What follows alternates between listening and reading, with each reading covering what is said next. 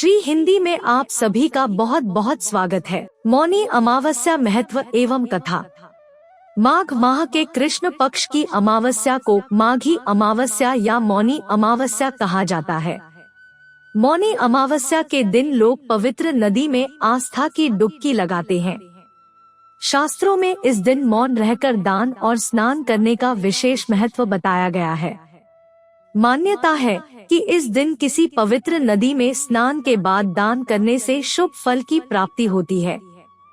मौनी अमावस्या पंचांग के अनुसार इस साल माघ माह के कृष्ण पक्ष की अमावस्या तिथि की शुरुआत 9 फरवरी को सुबह 8:02 से होगी।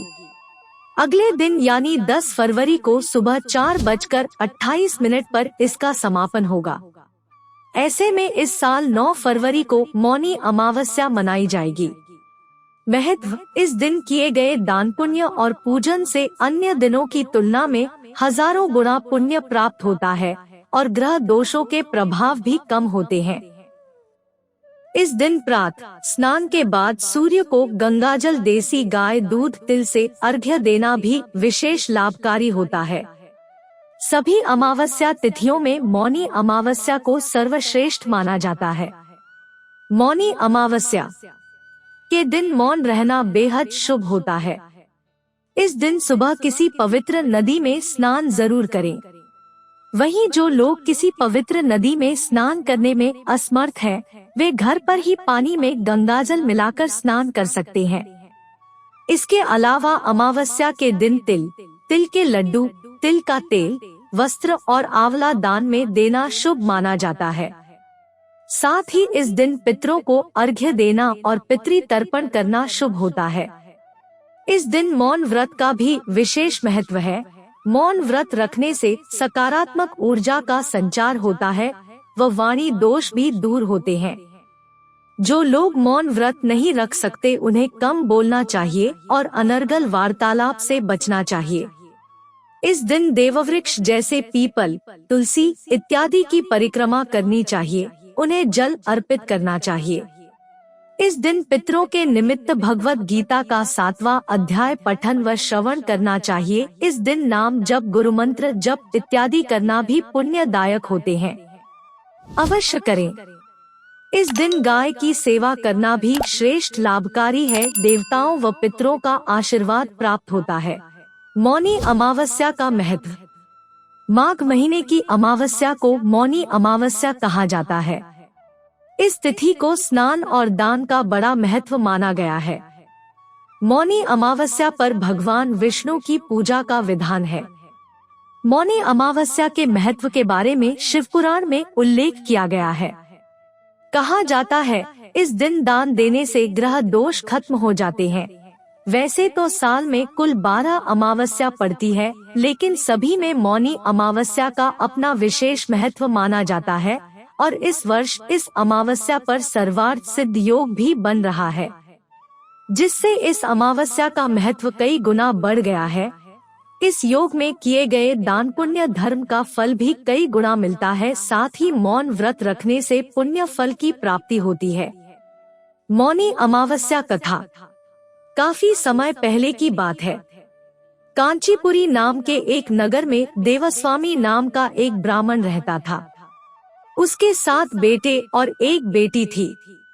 उसकी बेटी का नाम गुणवती और पत्नी का नाम धनवती था। उसने अपने सभी बेटों का विवाह कर दिया। उसके बाद बड़े बेटे को बेटी के लिए सुयोग्य वर देखने के लिए नगर से बाहर भेजा।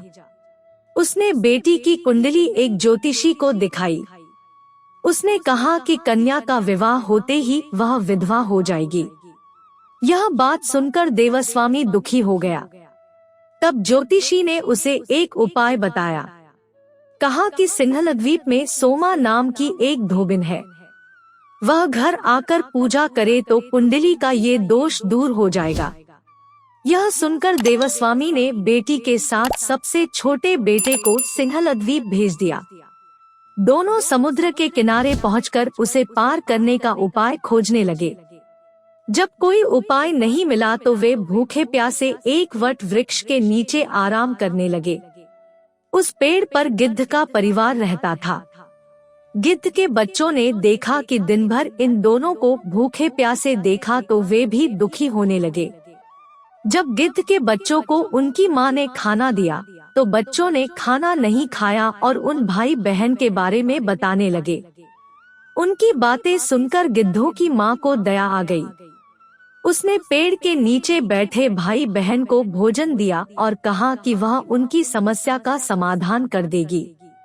यह सुनकर दोनों ने भोजन ग्रहण किया। अगले दिन सुबह गिद्धों की माँ ने दोनों को सोमा के घर पहुँचा दिया।